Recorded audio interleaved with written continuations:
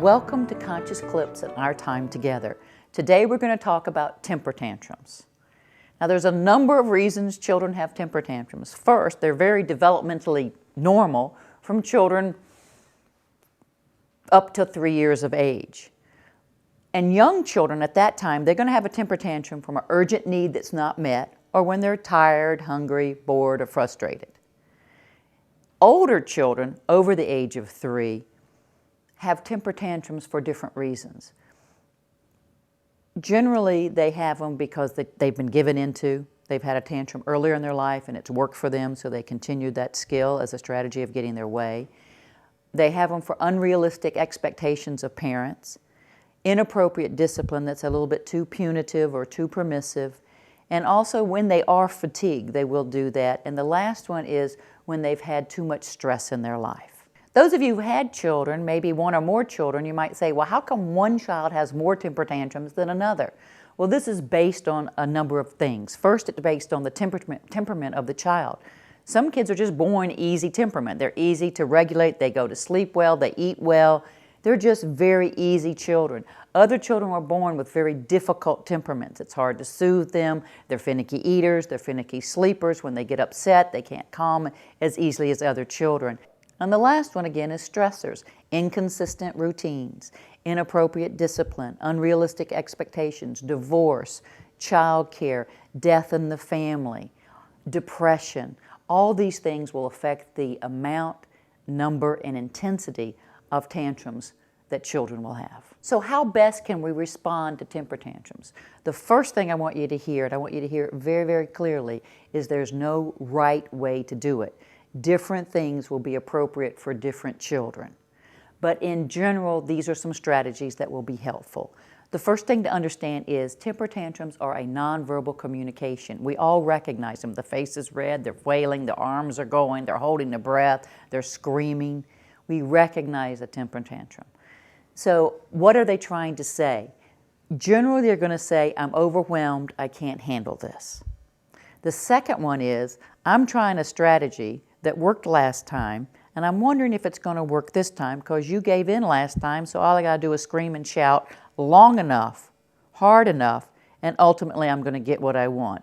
So one, it's developmental, I'm overwhelmed, and two, you've taught the child to have these tantrums. So we respond to these almost in similar ways. The first thing to do is to unhook ourselves. So again, we're going to be a star. We're not going to get triggered. We're going to take a deep breath. And we're going to calm ourselves. Sometimes just calming ourselves puts some calming energy around the child. The second thing we're going to do is that we're going to offer empathy. And we're going to start with their body. Your arms are going like this. Your face is like this. Your body's telling me, I feel so frustrated. So I'm going to say those words again so you can get them. Your arms are going like this. Your face is all scrunched up. Your body is telling me, I really wanted to watch this, or I am so tired. Whatever your best guess is. And from that situation, then, you're going to actually just leave the child alone, if that seems what would be best for them, or you're going to pick the child up, put them to your body, and say nothing but breathe at first. And you're going to say, you're safe. You can handle this. I've got you. You're safe. You can handle this. I've got you. Once the temper tantrum is over, whatever the original trigger was, the child does not get out of anything. If they threw a fit about taking their fork to the sink, once the temper tantrum is over, give them a choice. You can carry the fork over in this hand, or you can carry the fork in this hand to the sink, which is best with you. If it was about wearing blue pants as opposed to green pants, once it's over, they're going to put the green pants on. Just give them a choice. Do you want to put them on when sitting on the floor, or would it be easier to stand up and put your pants on? The temper tantrum does not allow a child to get out of doing something. So why not just let the child flump around on the floor like a fish out of water and ignore, quote, the bad behavior.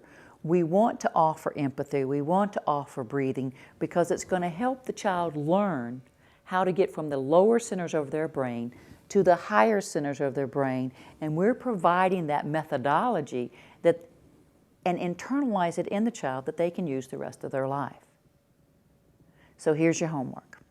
When you see a child in a grocery store and it's not even yours, here's what you can practice. Just breathe and wish that child well and that family. Put some calmness into the energy as opposed to, what the heck are they doing? Add your calmness to the situation. If it's your own child, unhook. Do not take it personally. Take some breath.